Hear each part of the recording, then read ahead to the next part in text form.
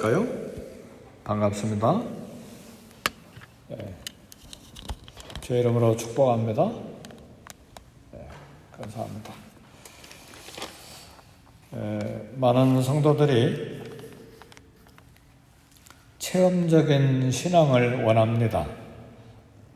하나님을 만나는 체험, 또 특별한 하나님께서 역사하시는 그런 경험을 원합니다. 그건 좋은 소원입니다. 우리 기독교는 평범한 종교 생활을 하는 것이 아니고 기적의 종교이고, 또 하나님께서 매일처럼 우리를 만나주시는 놀라운 은혜가 있기 때문에 체험적인 신앙을 갖는 것은 좋은 것입니다. 그런데 그것이 도를 넘어서 신비주의를 추구하는 경우가 있어요. 매일 기적, 매일 신비한 일, 매일 일상과 다른 놀라운 기적을 매일 만나기를 원하는데, 이제 그렇게 하다 보면 정상적인 신앙생활보다는 어떤 신비한 것만을 추구하기 때문에 신비주의로 빠지면서 이단으로 이렇게 빠져나갈 수가 있습니다. 그래서 소문난 기도원, 소문난 은사자를 만나기를 원하고, 그리고 정상적인 일상의 생활을 하는 것이 아니라 이제 그렇게 신비를 추구하는 경우가 있습니다. 그런 경우는 굉장히 경계해야 되고 절제해야 됩니다. 오늘 본문은 그렇게 열정을 갖고 장소와 시간을 찾아다니지 않고 영적인 체험을 하는 신앙생활을 오늘 본문이 우리에게 교훈합니다. 그 방법이 상번제가 있는 회막, 상번제가 있는 상막입니다. 상번제라고 하는 말은 아침과 저녁, 성막이, 성전이 존재하는 한 아침과 저녁 하루에 2번 계속해서 드리는 어린 양 제사입니다. 오늘 출애굽기 29장 38절에 보면 내가 제단 위에 드릴 것은 이러하니라. 매일 1년 된 어린 양 2마리니 한 어린 양은 아침에 드리고 한 어린 양은 저녁 때에 드릴지며. 그러니까 매일, 이것은 어떤 특별한 절기에만 드리는 번제가 아니라 매일 아침 그리고 저녁에, 그러니까 평생에 우리 예수님이 완전하고 그 다음에 영원하고 그 다음에 참 온전한 그런 제사를 당신의 몸으로 드리기까지 회막과 성전이 존재하는 한 계속해서 드리는 제사, 이것을 상번제라 그렇게 말합니다. 오늘 이 시대의 상번제의 삶은 하나님께 매일 헌신과 순종과 충성을 다하는 삶을 권합니다. 이 상번제를 통해서 하나님의 거룩하고 놀라운 영적인 은혜를 우리 성도님들이 다 체험하고 누릴 수 있기를 주의 이름으로 축복합니다. 첫 번째는 하나님을 만나고 하나님의 말씀을 듣는 체험인데, 42절의 말씀을 보니까 왜 이렇게 상번제를 드리느냐, 이는 그랬어요. 이는이라는 말은 뭐뭐 때문에 그런 말이죠. 너희가 대대로 여호와 앞 회막문에서 늘 드릴 번제라. 늘 드릴 번제라는 말은 상번제라는 말입니다. 한문으로 내가 이 상번제를 드릴 때 내가 거기서 너희와 만나고 네게 말하리라. 이 상번제를 드리는 바로 그곳에서 내가 너희를 만나주고 네게 말하겠다. 하나님이 만나주시겠다. 그리고 네게 말해주겠다. 음성을 들려주시겠다. 그렇게 하시는 말씀이에요. 그러니까 늘 드리는 번제, 상번제, 거기서 다른 데 갈 것이 아니고 뭐 산에 가거나 기도원에 가거나 신비한 은사자를 찾아가는 것이 아니라 바로 늘 하나님께 충성되고 헌신되고 순종하는 바로 그곳에서 내가 너를 만나주겠다. 내가 그곳에 임재하겠다. 그리고 내 음성을 네게 들려주겠다. 그 말씀입니다. 하나님을 만나고 하나님의 음성을 듣고 대화할 수 있는 이 신앙적인 체험, 체험적인 신앙, 바로 거기에서 이루어질 것이라고 하는 약속입니다.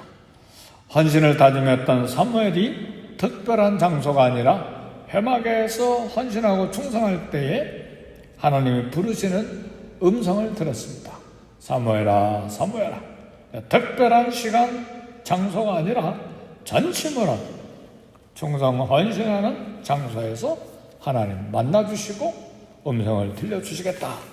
근데 왜 이 상번제는 충성과 헌신과 순종이라고 말하느냐? 여기 보니까 이런 상번제를 드릴 때에 고운 밀가루를 드리라고 그랬어요. 이거 소제를 말해요.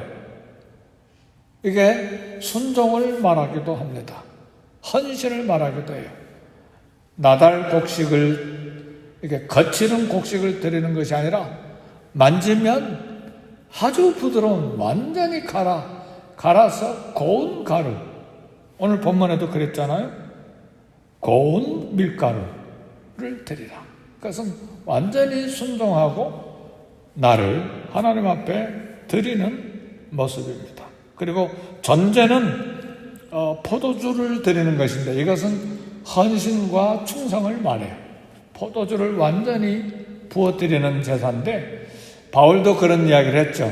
내가 전제와 같이 부음이 되고, 그 말은 자신의 삶을 온전히 헌신해서 충성을 다 드리는, 삶을 다 드리는 그런 제사가 전제입니다. 그러니까 어린 양을 드리는데 고운 소제와 전제로 포도주를 부어드리는 것과 함께 하나는 아침에, 하나는 저녁에, 그러니까 평생에 상번제로 드리라.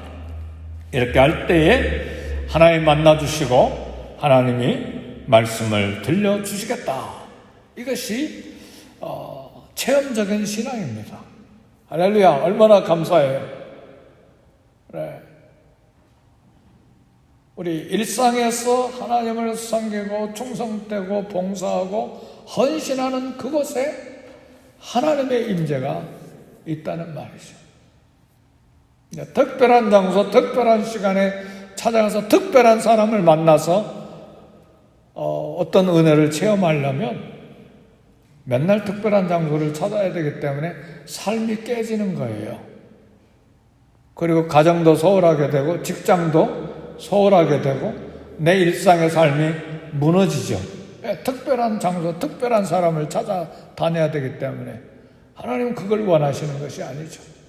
물론 특별하게 시간을 정해놓고 좀 기도하고 특별하게 시간을 정해놓고 금식도 하고 그렇게 기도할 때가 있죠. 그러나 그것보다 더 중요한 것은 매일 평상시에 하나님 앞에 거룩한 삶으로 하나님을 만나고 하나님께 예배하고 하나님께 충성하고 헌신하는 것이 최고의 축복입니다. 믿으십니까? 한 어느 순간에 은혜를 왕창 받았다. 그래가지고 막 뛸 듯이 한 주간, 두 주간, 석 주간 막 기쁨이 들떠서 막 공중에 구름에 난 것처럼 막 그렇게 생활하다가 기분 나쁜 일 있으면 싹 마음이 바뀌어가지고 봉사도 충성도 예배도 그냥 가정생활도 그냥 다 평겨쳐버리고 그러잖아요. 그건 내 기분에 따라 내 감정에 따라 하는 신앙생활이기 때문에 하나님 믿을 수가 없어요. 그런 사람 직분을 오래 주기도 어렵고 그렇죠? 그러니까 변함없이 상번제로 매일 하나님 앞에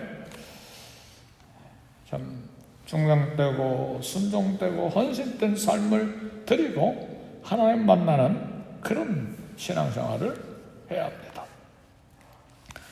그 다음에 변화의 체험이 있는데 43절의 말씀을 보니까 내가 거기서 이스라엘 자손을 만나리니 내 영광으로 말미암아 회막이 거룩하게 될지라.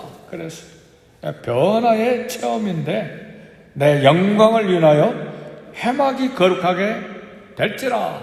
회막이 거룩하게 변화되는 것은 하나님의 영광 때문입니다. 하나님의 임재가 있을 때에 우리의 삶에도 변화가 일어납니다. 근데 어디에 그렇게 영광의 임재가 있겠다고 그랬어요? 매일 상번제를 드리는 그곳에, 매일 예배하고 충성되고 헌신하고 소제와 번제와 전제를 드리는 매일 변함없이, 어떤 때는 지루하기도 하지요.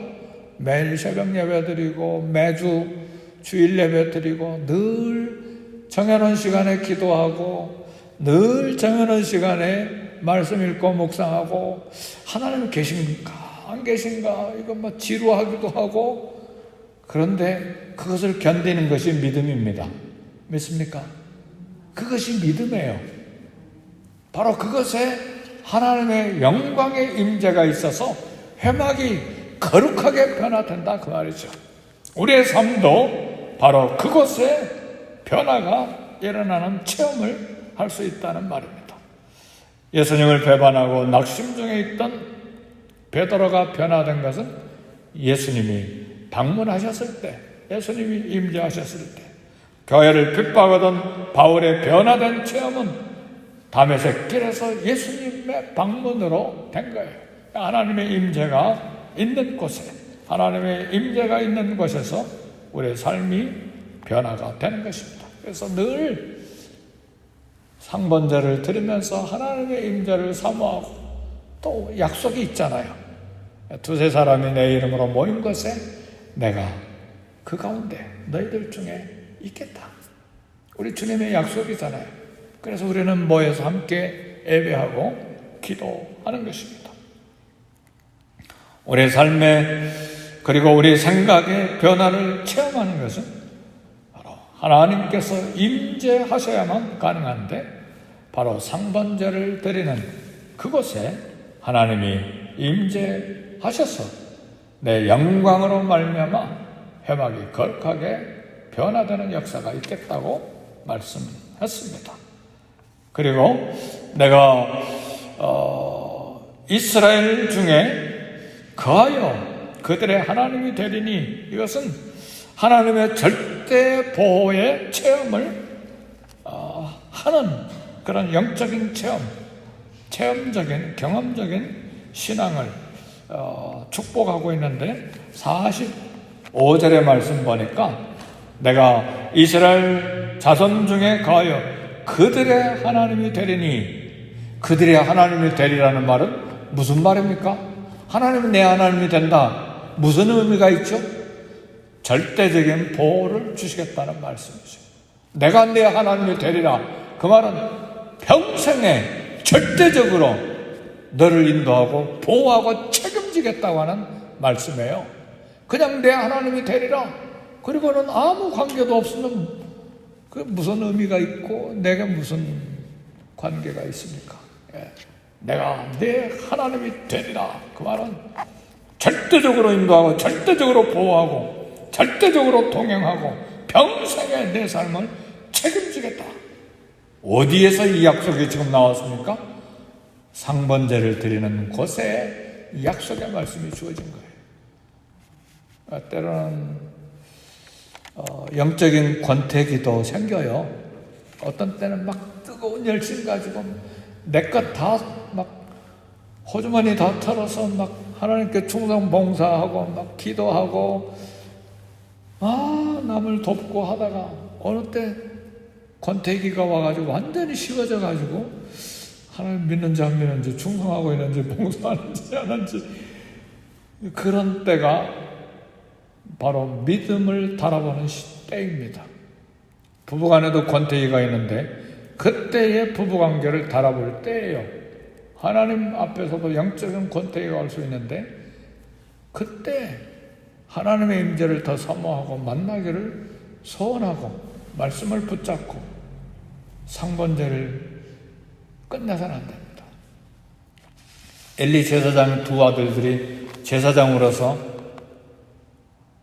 하나님 앞에 거룩하게 예배 드려야 되는데 마음대로 제사 드리고 마음대로 가져다 먹어버리고, 태우거나 삶기 전에도 그냥 쇠꼬창이를 찔러가지고 원하는 거 다 가져가서 먼저 먹어버리고, 그리고 성막에서 이상한 일 하고, 그게요 영적인 권태기가, 그리고 죄에 빠진 모습으로 나타나는 모습이에요.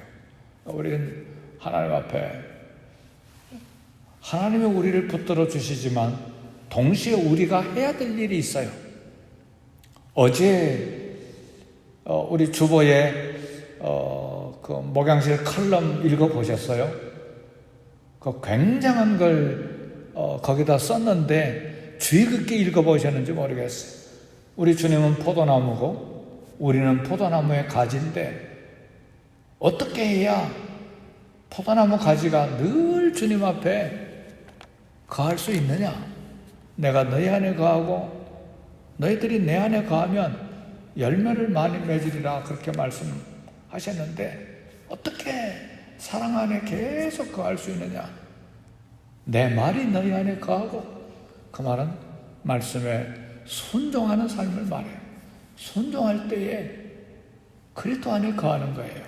불순종하는 건 포도나무 가지가 포도나무에서 떨어지는 거예요. 어제 중요한 목양질 칼럼의 주제는 순종이에요. 순종의 삶이 있을 때 그리스도 안에 거하는 삶이고 열매를 맺는 것이고, 순종의 삶을 살 때에 하나님 임재가 있고, 그리고 놀라운 것은 순종하는 자에게 주신 성령이라고 그랬어요. 성령도 하나님이 주시는 것입니다. 늘 상번제를 드리는 끊임없이 지치지 아니하고 하나님을 붙잡아야 돼. 하나님이 권태기를 가지시는 것이 아니라 내가 권태기를 갖고 있다는 걸 알아야 돼. 하나님이 내게 멀어주신 것이 아니라 내 마음과 내 생활과 내 생각이 하나님으로부터 멀리 떠나 있다는 것을 알아야 돼요.